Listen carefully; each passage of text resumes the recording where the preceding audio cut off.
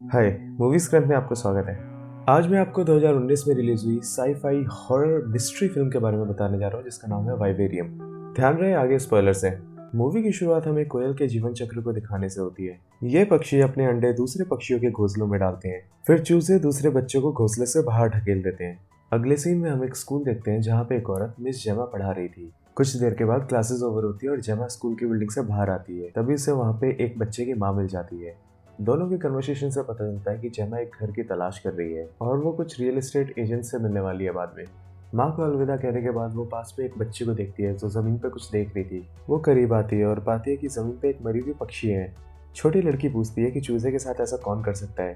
जेमा उसे समझाती है कि ये प्रकृति है, कई बार ये क्रूर होता है पर ऐसा ही होता है। इतने में बच्चे की माँ उसे बुला लेती है और हम देखते हैं कि पेड़ में से कुछ अजीब आवाजें आ रही है। तभी पेड़ में से एक आदमी उतरता है जिसका नाम टॉम है एंड वो जेमा का बॉयफ्रेंड भी है। दोनों एक दूसरे को ग्रीट करते हैं। उसके बाद टॉम उस मरी हुई पक्षी को दफना देता है। थोड़ी देर बाद टॉम गाड़ी में सारे सामान रखता है और जेमा के साथ रियल एस्टेट एजेंट के पास चला जाता है प्रॉपर्टी देखने के लिए। जिस एजेंसी में वो एंटर करते हैं वो बहुत ही ज़्यादा साफ सुथरा है एंड बहुत ही अच्छे से एक एक चीज़ रखी हुई है। लेकिन जो हाउसेस के मिनिएचर है वो सारे एक जैसे हैं। वहाँ एक एजेंट भी है जिसका नाम मार्टिन है। जैसे ही जेमा और टॉम अंदर जाते हैं वैसे ही वो एजेंट उनके पास आता है। अपने आप को इंट्रोड्यूस करने के बाद मार्टिन बताता है कि हमारा एक सब अर्बन प्रोजेक्ट चल रहा है और इस डेवलपमेंट का नाम यॉन्डर है। यॉन्डर में घर उन्हें सस्ता ही नहीं बल्कि भीड़ भाड़ से भी दूर मिलेगा। उसके बात करने का तरीका बहुत ही अजीब था एंड उसके एक्सप्रेशंस बहुत ही अजीब थे, लेकिन इसके बाद भी उसकी कन्विंसिंग स्किल्स बहुत अच्छी है। इसलिए टॉम और जेमा उसके साथ घर देखने के लिए चल पड़ते हैं। मार्टिन अपनी गाड़ी में जाते हैं और कहता है टॉम और जेमा को कि उसका पीछा करे। कुछ देर के बाद वो यॉन्डर पहुंच जाते हैं एंड वहां आने पे वो देखते हैं कि सारे घर एक जैसे हैं। उन्हें एक भी गाड़ी या फिर एक भी इंसान नजर नहीं आता है दूर दूर तक।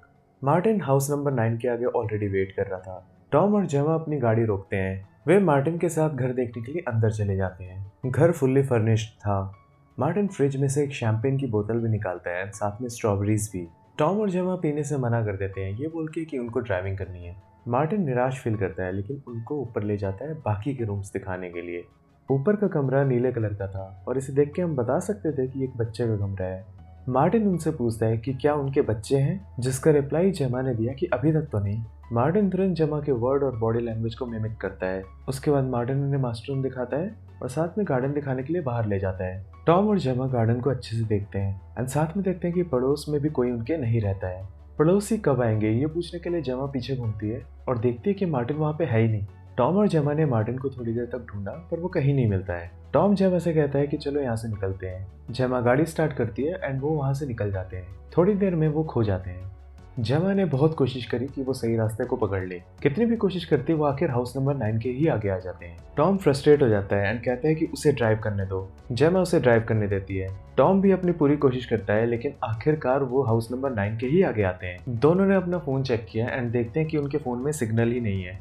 अब तक शाम हो चुकी थी एंड दोनों बहुत बुरी तरीके से थक गए थे और उनकी गाड़ी का पेट्रोल भी खत्म हो गया था। इसलिए वो हाउस नंबर 9 के अंदर ही चले जाते हैं। बिल्डिंग में एंटर करने के बाद उन्होंने फ्रिज में से वही शैंपेन की बोतल और स्ट्रॉबेरी निकाली जो मार्टिन ने उन्हें पहले ऑफर किया था। बट इस खाने में कोई टेस्ट नहीं था, ना ही स्ट्रॉबेरी में ना ही शैंपेन में। उन्हें काफी अजीब लगता है लेकिन इस अजीब से डिनर के बाद वो सोने के लिए चले जाते हैं। जेमा कहती है उसने इतनी शांति कभी महसूस नहीं करी। अगली सुबह टॉम गाड़ी में से स्टेयर्स निकालता है। वो छत के ऊपर चढ़ता है और देख के हैरान रह जाता है कि दूर दूर तक सिर्फ घर ही घर है और सारे घर एक जैसे हैं।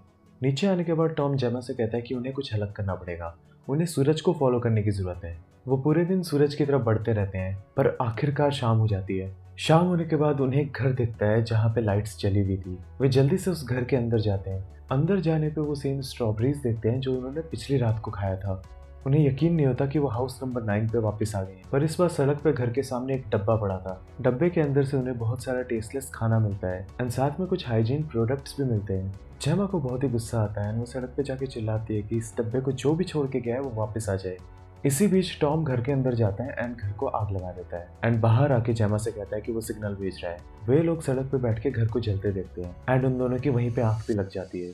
सुबह जब वे उठते हैं तो उन्हें एक और डब्बा नजर आता है। जेमा उसे खोलती है और देखती है अंदर एक बहुत ही छोटा बच्चा था और साथ में एक मैसेज भी था कि बच्चों को पालो और रिहा हो जाओ। जेमा बच्चे को उठाती है और कहती है तो एक लड़का है और तभी धुआं छटता है और वो देखते हैं कि घर वैसा ही का वैसा ही सलामत है। 98 दिन बीत जाते हैं। घर के ऊपर हेल्प लिखा था। दोनों बच्चे को भी पाल रहे थे पर वो बच्चा ऐसा दिख रहा था मानो वो 10 साल का हो गया हो। एक सुबह हम देखते हैं बच्चा बेड के सामने उनके उठने का इंतजार कर रहा है। जब वो उठते हैं तो पहले वो उनकी नकल उतारता है और उनकी एग्जैक्ट वॉइस भी मिमिक करता है। टॉम को बच्चे से नफरत है, उसे ये इंसान का बच्चा नहीं लगता। बच्चा जेमा से उसकी हाइट मेजर करने के लिए बोलता है। जेमा उसे लेके नीचे जाती है। जेमा दीवार पे उसकी हाइट चिन्हित करती है एंड कहती है वो कुत्ते की रफ्तार से बड़ा हो रहा है। बच्चा पूछता है कुत्ता क्या है, तो वो बताती है वो उसे पहले ही बता चुकी है। बच्चा कुत्ते के भौंकने की आवाज निकालता है और इधर उधर भागने लगता है। थोड़ी देर में वो रुक जाता है और अपनी माँ से पूछता है क्या वो अभी भी इमोशनल फील कर रही है। जेमा कहती है कि वो उसकी माँ नहीं है। थोड़ी देर बाद बच्चा बहुत जोर से चिल्लाता है। जेमा और टॉम समझ जाते हैं इसका क्या मतलब है। वो दोनों बच्चे को नाश्ता देते हैं। उसके बाद ही बच्चा शांत होता है। इसके बाद टॉम सभी कचरे को बॉक्स के अंदर डालता है और बाहर रख देता है। जेमा, टॉम और वो बच्चा तीनों घर के बाहर थे। टॉम और जेमा वेट करते हैं कि इसको उठाने के लिए कोई तो आएगा, लेकिन हमेशा की तरह कोई नहीं आता। उन्हें कभी नहीं पता चलता कि यह डब्बा अचानक से गायब कैसे हो जाता है या इसे कौन ले जाता है। जेमा कॉफी बनाने के लिए घर के अंदर चली जाती है। इस बीच टॉम एक सिगरेट जलाता है। 2 कश लेने के बाद वो सिगरेट को जमीन पर फेंकता है। तभी अचानक जमीन में से घास का एक घेरा खाली हो जाता है। टॉम तुरंत ही नोटिस करता है और जमीन पर कुल्हाड़ी मारता है। वो देखता है कि मिट्टी बहुत अजीब है, जैसे मानो सिर्फ क्ले की बनी हो। जेमा भी टॉम की खुदाई करने में मदद करती है, पर वो समझ जाती है कि ये व्यर्थ है। वो सड़क की तरफ देखती है तो देखती है कि बॉक्स गायब हो चुका है, पर टॉम सिर्फ खुदाई करने पर ध्यान देता है। रात को जेमा पूछती है कि उसने पूरा दिन खुदाई में क्यों बिताया। टॉम बताता है इस जमीन का कोई ना कोई तल होना चाहिए। अगले दिन टॉम ब्रेकफास्ट करता है और फिर से खुदाई में लग जाता है। रात हो जाती है। वो बच्चा टीवी देखता है। टीवी पे सिर्फ एक ही तरंगों वाला सीन चल रहा होता है। वहीं बाहर टॉम अभी भी खुदाई कर रहा था। वो देखता है कि जेमा उनकी गाड़ी में बैठी है। टॉम उठ के जेमा के साथ गाड़ी में जाके बैठ जाता है। वो रियलाइज करता है कि गाड़ी की बैटरी अभी डेड नहीं हुई है, जिसकी मदद से वो कुछ म्यूजिक प्ले कर पाते हैं। म्यूजिक प्ले करने के बाद उन्होंने सामने गाड़ी के डांस किया। उनको डांस करता हुआ देख वो बच्चा बाहर आ जाता है एंड उनको कॉपी करने की कोशिश करता है। नाचते नाचते बच्चा गलती से टॉम को गिरा देता है एंड टॉम को चोट लग जाती है। गुस्से में टॉम बच्चे को उठाता है एंड सड़क पे जोर से पटक देता है। टॉम घर के अंदर चला जाता है। वहीं जेमा घर के बाहर बच्चे के बारे में चिंतित बैठी थी, पर जेमा देखती है कि बच्चे को बिल्कुल चोट नहीं आई है एंड वो बिल्कुल ठीक है। रात को बच्चा जेमा को बुलाता है एंड गुड नाइट मॉम कहता है। जेमा उसे याद दिलाती है कि वो उसकी माँ नहीं है। उनका डेली रूटीन सेम हो चुका था। टॉम गड्ढा खोदता था, जेमा टाइम पास करती थी और बच्चा पूरे दिन उनकी नकल उतारने की कोशिश करता था। एक रात बच्चा जोर की वॉल्यूम में वही टीवी पे अजीब सा शो देखता है। क्रोधित जेमा नीचे आके टीवी बंद कर देती है। बच्चा जेमा से रिमोट कंट्रोल छीन लेता है एंड उसे फिर से चालू कर देता है। काफी परेशानियों से भरे दिनों के बाद टॉम एक दिन अचानक से अपना आपा खो देता है। जब वो बच्चे को चिल्लाते देखता है तो उसे उठाता है और कार के अंदर बंद कर देता है, ये सोचते हुए कि वो वहाँ पे भूखा मर जाएगा। जेमा टॉम को रोकती है। जेमा कहती है कि वो बच्चे के पेरेंट्स है, उन्हें ऐसा नहीं करना चाहिए। टॉम कहता है वो कोई नॉर्मल बच्चा नहीं है और गाड़ी की चाबी देने से मना कर देता है। जेमा फिर भी गाड़ी की चाबी ले लेती है और बच्चे पे तरस खा के उसे बचा लेती है। इस इंसिडेंट के बाद जेमा बच्चे के साथ ज्यादा टाइम स्पेंड करती है एंड वे लोग टॉम को इग्नोर करते हैं। एक सुबह बच्चा घर से गायब हो जाता है। जेमा उसे हर जगह ढूंढती है। जेमा को बच्चा कहीं नहीं मिलता है। जेमा टॉम से कहती है कि उसे बच्चा कहीं नहीं मिल रहा है, पर टॉम को कोई परवाह नहीं रहती, वो खुदाई में बिजी है। बाद में बच्चा अचानक से जेमा को होल के बाहर खड़ा मिलता है एंड उसके हाथ में किताब भी थी। जेमा बच्चे से किताब ले लेती है और देखती है कि किताब में सारे अजीब सिंबल्स लिखे पड़े हैं।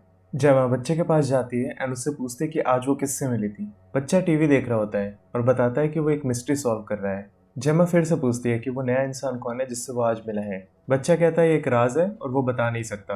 वो टीवी बंद कर देती है और बच्चे से कहती है चलो एक गेम खेलते हैं जिसमें उसको सबकी नकल उतारनी होगी। बच्चा पहले टॉम और जेमा की नकल उतारता है। जेमा उससे कहती है कि अब वो उस व्यक्ति की नकल उतारे जिससे वो आज मिला है। बच्चा उस व्यक्ति की नकल उतारता है। बच्चा अजीब अजीब आवाजें निकालता है और उसका गला भी फूल जाता है, जैसे वो इंसान नहीं किसी और प्रकार का प्राणी है। जेमा बहुत डर जाती है और रोने लगती है। वो उससे दूर होने लगती है। बच्चा उससे पूछता है कि क्या हुआ माँ। जेमा उसे याद दिलाती है कि वो उसकी माँ नहीं है और उसे घर जाना है। बच्चा याद दिलाता है कि यही उसका घर है। कुछ दिन बीत जाते हैं। हम देखते हैं कि अभी भी सेम रूटीन चल रहा था। बच्चा अब वयस्क हो गया है और बिल्कुल मार्टिन की तरह दिखने लग गया है। जेमा उस लड़के के लिए डिनर प्रिपेयर करती है एंड अपने और टॉम के लिए डिनर अपने कमरे में ले जाती है। जब टॉम ने उससे पूछा कि क्या बात है, तो जेमा कहती है कि उसे टॉम को बच्चे को मारने देना चाहिए था जब वो छोटा था। टॉम अब तक बहुत ही ज्यादा वीक पड़ चुका था। हम देखते हैं कि जेमा उसे नहला रही है एंड टॉम के शरीर पे घाव के काफी निशान है।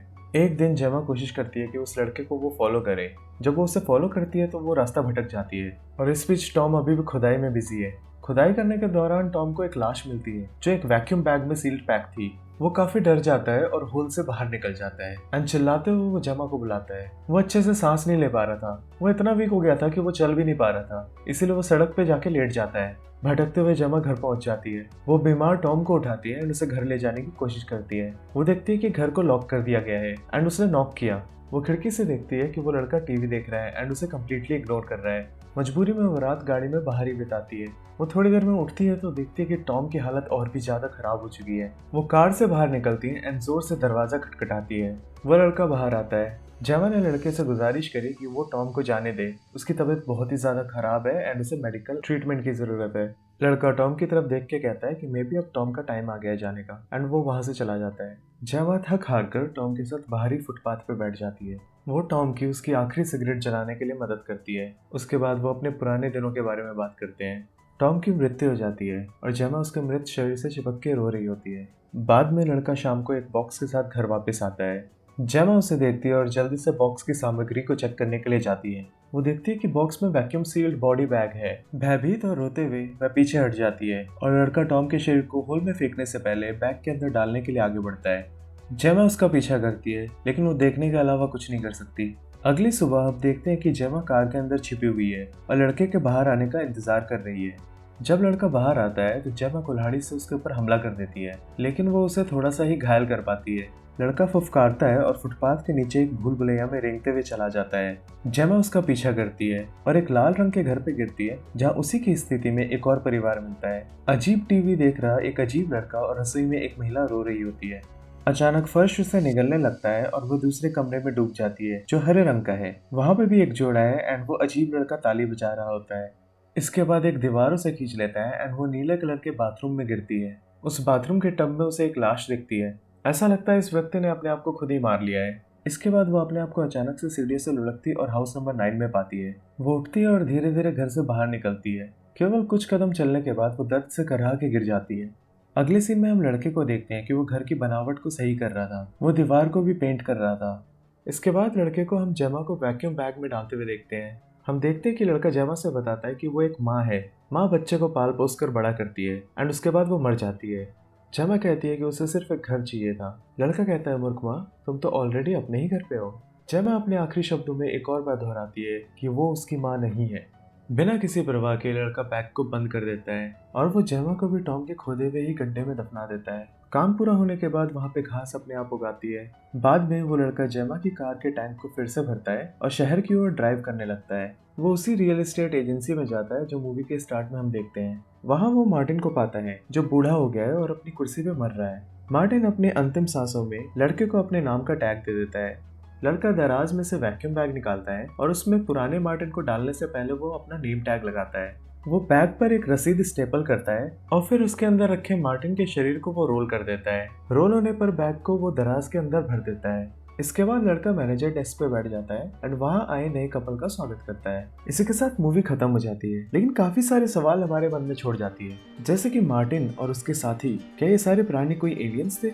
और अगर एलियंस थे तो वो किस तरीके से ऑपरेट करते हैं और ऐसा कब से चलते आ रहा है? और कहीं ना कहीं फिल्म की शुरुआत में जब एक चिड़िया दूसरे चिड़िया के बच्चों को पालती है तभी हमें समझ जाना चाहिए कि मूवी किस बारे में हो सकती है। खैर, अगर इसका सीक्वल आता है तो मैं उस पर वीडियो जरूर बनाऊंगा। आप मुझे कमेंट करके बताइए कि आप इस मूवी के बारे में क्या सोचते हैं और सब्सक्राइब करके जाइएगा क्योंकि इस तरह की वीडियो मैं बनाते रहता हूँ। मेरा नाम है सिद्धांत, मिलता हूँ आपसे अगली वीडियो में।